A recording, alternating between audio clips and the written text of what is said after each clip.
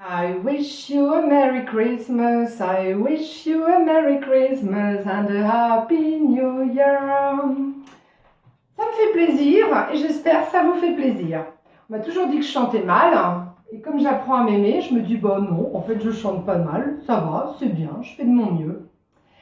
Alors voilà, aujourd'hui petite vidéo pour vous souhaiter joyeux Noël et pour fêter l'amour. L'amour toujours, sauf que l'amour tel qu'on le conçoit à Noël dans la société mondiale et surtout occidentale, c'est quand même pas la joie.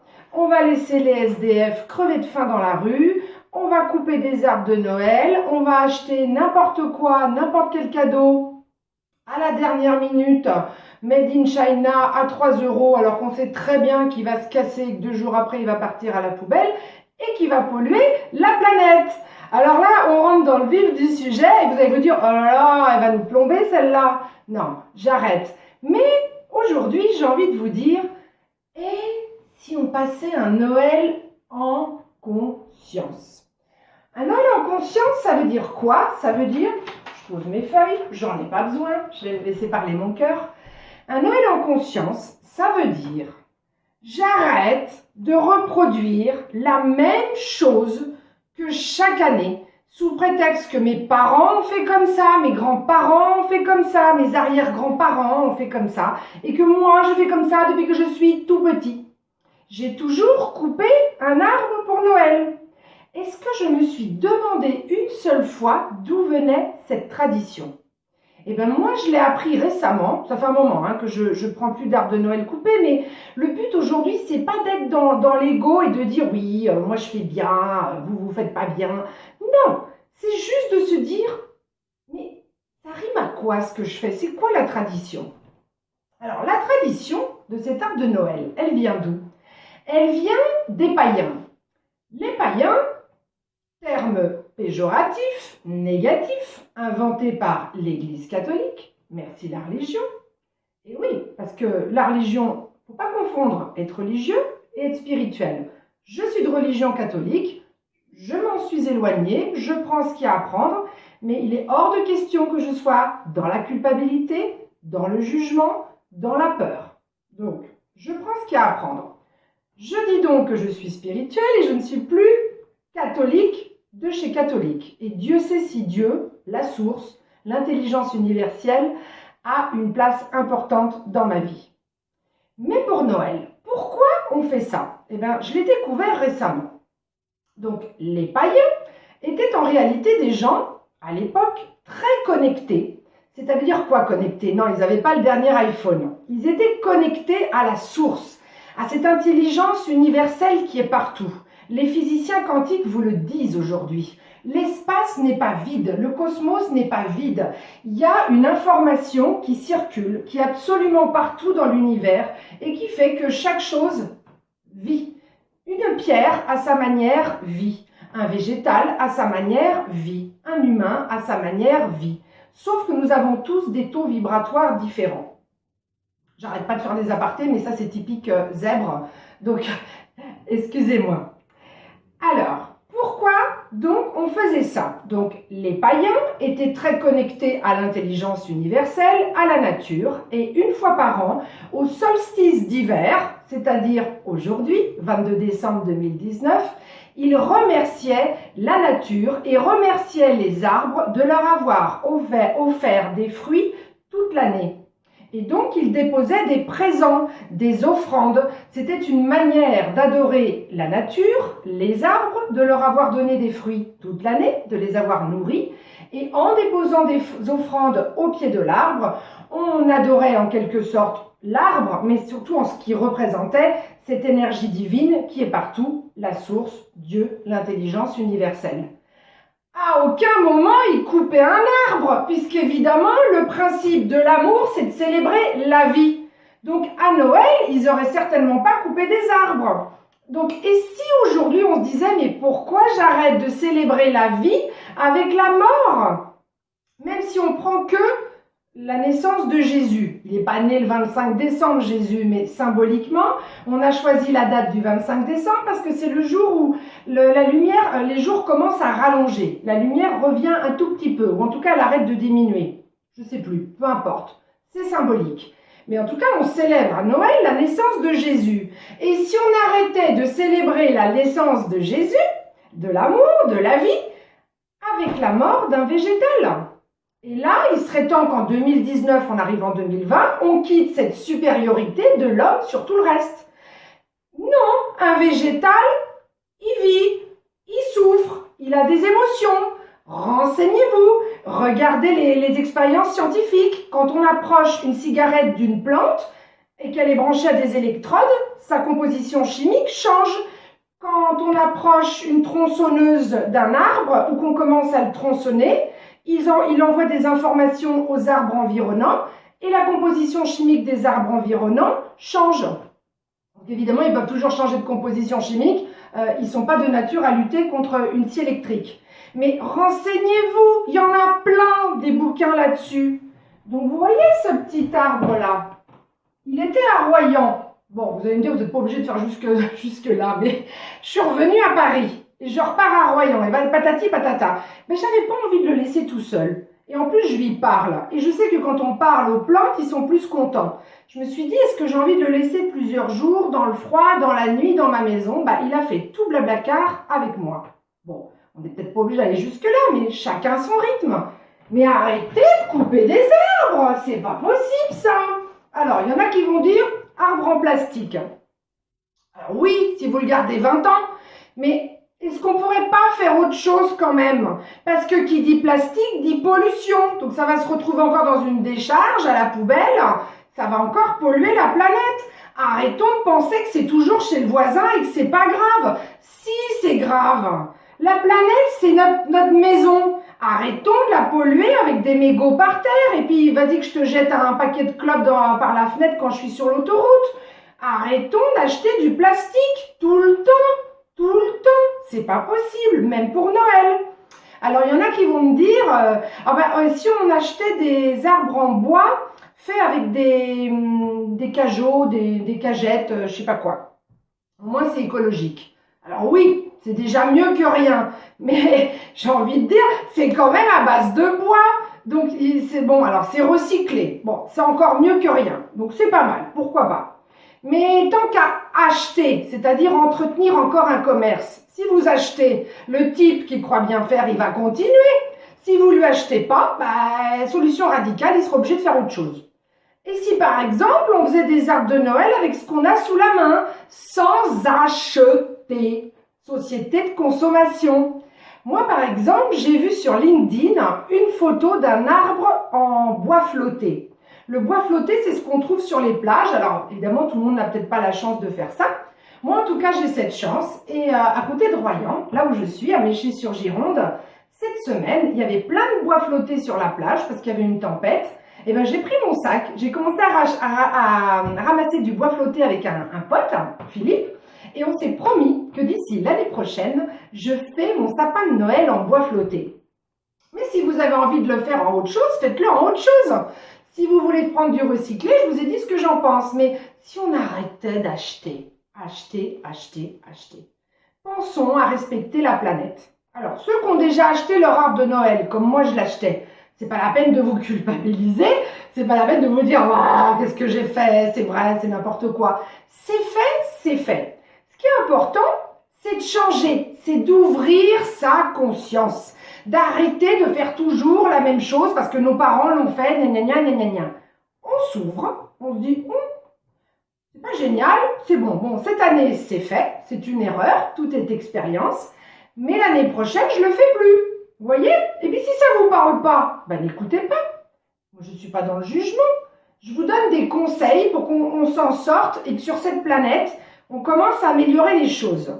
Le changement, c'est pas chez les autres. Le changement, c'est nous-mêmes. Comme je le dis à chaque fois, changeons-nous nous-mêmes. Donc à partir de maintenant, ce qui serait quand même intéressant, je vais voir si j'ai quand même quelques notes que j'ai loupées, ce qui serait quand même intéressant, c'est que on s'interroge régulièrement en se disant, est-ce que ce que je suis en train de faire est opportun et juste pour moi et pour les autres? Mais quand je dis les autres, encore une fois, c'est pas que les humains. Est-ce que c'est opportun pour les animaux? Est-ce que c'est opportun pour les végétaux? Donc là, vous allez me voir venir, vous allez me dire « Ah, ça y est, elle veut qu'on soit végétarien, elle nous saoule. » Je vous ai pas dit d'être végétarien, je vous ai dit d'aller à votre rythme. Et si vous ne le sentez pas et que vous avez envie de manger un bon steak tartare, mais faites-vous plaisir. Mais, par contre, pensez-y, le steak tartare, combien il a fallu de kilos de viande, combien il a fallu de pollution, d'où il vient, est-ce que je me le suis fait transporter par avion, qu'est-ce que ça a entraîné comme quantité d'eau pour nourrir le bœuf, dans quelles conditions il a été élevé, on sait ce que c'est que l'élevage industriel, dans quelles conditions il a été abattu, on sait ce que c'est que les abattoirs, mais il y en a plein qui ne veulent pas savoir. Alors, je ne vous dis pas de passer la nuit, comme j'ai fait une fois il y a quelques années, à regarder des vidéos horribles sur les conditions animales,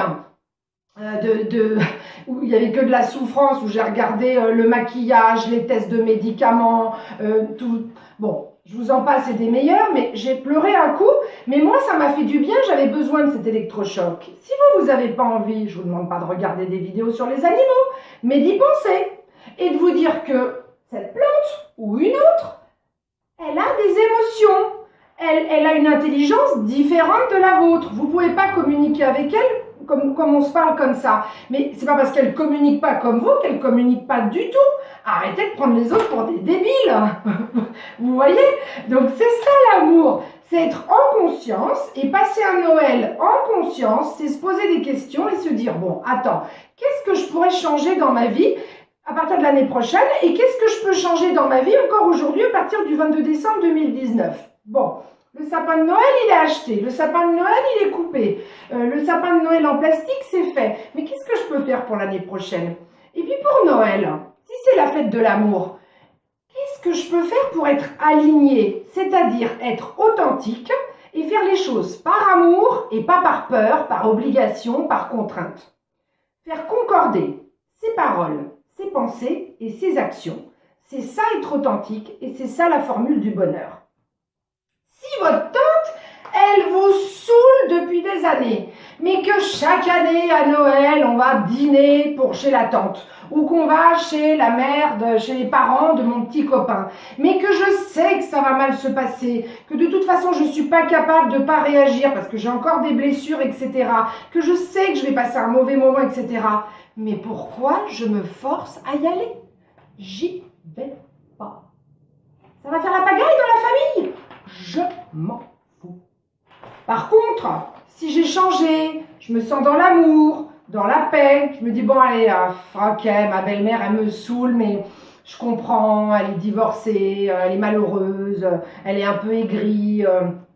Ok, alors j'arrête de projeter du négatif sur elle. Parce que si j'arrête pas de projeter du négatif sur elle, qu'est-ce qui va se passer à Noël? Ça va être la cata. Donc j'y vais pas déjà en me disant, oh, encore un Noël de foutu, gna gna gna. Ou j'y vais et je fais pas la tête et je suis sympa et je vois en elle un être de lumière qui a juste oublié qui il est, qui est dans l'ego, qui est dans la souffrance, qui est dans le jugement, mais je vais pas me mettre à son niveau et j'essaye de vraiment lui envoyer de l'amour, ou je sais que c'est trop difficile, que la relation elle est toxique, que j'ai encore des choses à améliorer chez moi pour pouvoir passer un bon Noël avec ma belle-mère, et j'y vais pas, mais j'arrête de faire des Noëls pourris. Vous savez, des fois je dis toujours, si ma recette de gâteau elle est pas bonne, pourquoi je fais tout le temps le même gâteau et que quand je goûte le gâteau, je fais, bon, il est pas bon ce gâteau. Si votre gâteau de Noël, il est pas bon, mais arrêtez. Faites un cake, faites une tarte aux pommes, arrêtez de faire la bûche au marron que personne n'aime dans la famille. Vous voyez, c'est un petit peu ça. Bon, Einstein, il disait, c'est de la folie de penser qu'on va avoir un résultat différent en faisant toujours la même chose. Et bien, dans votre vie, c'est pareil. Pour Noël, c'est pareil. Arrêtons de faire les choses par contrainte, soyons vraiment dans l'amour. Les achats de cadeaux. Arrêtons d'aller à la dernière minute, acheter n'importe quoi pour n'importe qui, n'importe comment, acheter de la mauvaise qualité, un truc qui va se péter, un truc en plus, arrêtons d'acheter des cadeaux qui nous plairaient à nous. Les cadeaux, on les achète pour les autres. Encore heureux que ça plaise aux autres. Je balaye devant ma porte parce que pendant une certaine période, je ne le faisais pas. Donc moi, qu'est-ce que je fais? Au lieu de me jeter à la dernière minute sur les cadeaux, toute l'année, je garde dans un coin de ma tête les gens que j'aime. Et quand je vois quelque chose de bien, par exemple pendant les soldes en juillet ou les soldes en janvier, j'achète un truc où je me dis waouh, ça va plaire à ma mère. Ça va plaire à ma fille. Ça va plaire à ma copine. Déjà, 1, je dépense moins cher. 2, j'achète vraiment ce que la personne, elle va aimer. Et 3, j'y ai vraiment pensé. J'y ai mis mon cœur. Je l'offre par amour, pas par obligation à la dernière minute. Oh bah allez, tiens, tant pis, on lui prend ça. Mais c'est n'importe quoi de passer des Noëls comme ça. Donc, passons un Noël en conscience. Donc, je vais à mon rythme. Je me flagelle pas, je me culpabilise pas si j'ai déjà fait certaines erreurs. On avance tous à notre rythme. Moi, je vous partage ce qui me rend heureuse. Pas parce que je sais tout, évidemment que j'ai plein de choses encore à apprendre, mais parce que je me rends compte que cette manière de vivre, et qui correspond à beaucoup de gens que je fréquente, elle fait du bien. Et si on peut faire du bien autour de nous, nos amis, notre famille, en plus de nous, qu'on peut donner l'exemple et que ça se répand comme un raz-de-marée, ça serait pas du luxe, parce que quand même quand on voit l'état de la planète, à part être des bons petits esclaves qui viennent consommer des chaussures, des trucs, des iPhones, de l'intelligence artificielle, et qui continuent à faire les choses en pilote automatique un peu lobotomisé, avec le poids de la culpabilité, des religions, de regarder la couleur de la peau des gens, de regarder la religion de l'autre, de juger, d'être jaloux, les pauvres qui critiquent les riches et les riches qui critiquent les pauvres. Et si on arrêtait, vous n'êtes pas fatigué de ce jeu? Vous savez que l'âme, elle vient expérimenter sur Terre. Vous n'êtes pas fatigué de ce jeu? Et si on changeait?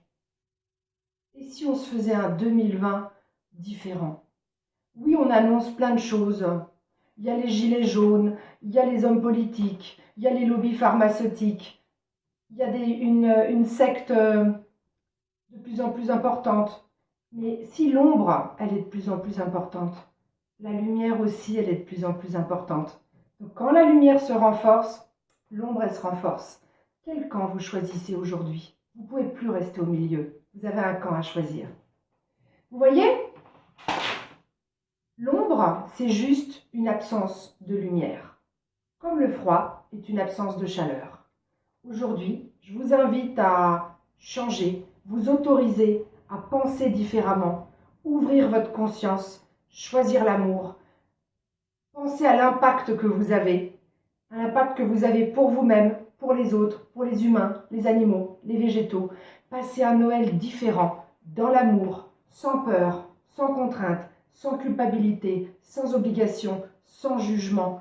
Arrêtons de se forcer à faire des choses qu'on ne veut pas. C'est Noël, c'est une fête de famille, oui. Mais s'il y a des choses qui ne vont pas, faites à votre manière. Ou vous y allez par amour, ou vous n'y allez pas. Et l'arbre, on s'en prépare un pour l'année prochaine. Chiche, je vous montrerai mon arbre de Noël en bois flotté d'ici l'année prochaine. Je m'y engage. Je vous aime, je vous embrasse. Vous êtes des êtres de lumière, on est magnifiques. On fait partie de la source, de cette énergie universelle. Nous sommes Dieu à l'intérieur de nous. Dieu, il n'est pas très loin. C'est pas un tout petit bonhomme barbu bien loin qui nous surveille là, qui est toujours en train de, avec sa longue vue, en train de nous juger, nous culpabiliser, et on doit se punir parce qu'on est des pécheurs. Bah non. On arrête avec tout ça. Est-ce que ça me fait du bien de croire qu'il y a un Dieu qui me juge, qui m'observe de loin, qui veut que je me flagelle? Non. Dieu, il nous aime. La source, cette intelligence universelle, elle est partout. Elle est comme un père qui est là pour ses enfants et qui a envie qu'on soit heureux. Mais c'est nous-mêmes qui nous sommes coupés de la source. C'est nous-mêmes qui nous coupons de cette intelligence universelle qui est dehors et en nous, en étant dans la peur, dans le jugement, dans la culpabilité. Lâchons tout ça, lâchons les vieilles traditions, arrêtons les trucs commerciaux de la fête des pères, de la fête des mères, de la fête des grands-mères, de la fête de la Saint-Valentin, des amoureux. L'amour, c'est tous les jours, on n'a pas besoin de fête. Donc l'amour à Noël, super, ok, si c'est l'occasion de passer un bon moment. Si c'est juste un truc débile commercial, on arrête. On sort de la matrice, on s'éveille, on se réveille et on se donne de l'amour et de l'amour aux autres.